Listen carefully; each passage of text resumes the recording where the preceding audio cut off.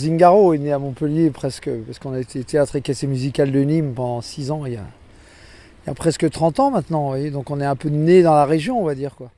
Et puis c'est vrai qu'on a beaucoup joué à Montpellier aussi, hein, avec Avignon, c'est les deux villes du Sud où on a le plus joué, oui. On est presque sur 3 générations, hein, maintenant avec Zingaro, c'est-à-dire que des gens viennent et disent « Ah ben moi j'ai découvert Zingaro, j'étais jeune ou adolescent, mes parents m'ont amené, et maintenant c'est moi qui amène mes enfants à Zingaro ». Et là voilà, après 30 ans d'existence, on avait envie de dire Zingaro est une compagnie qui est mi-homme, mi-chevaux. Et on peut dire que les chevaux nous servent généreusement depuis 30 ans. Et là, on avait envie, nous, de les servir dans ce spectacle. C'est-à-dire de les mettre en valeur, de les célébrer. Et donc, c'est pour ça que c'est un spectacle très particulier. C'est une proposition très audacieuse, puisque les chevaux sont vraiment les acteurs à part entière. Il n'y a pas de chevaux montés. J'allais dire, il n'y a même pas de chevaux dressés, presque.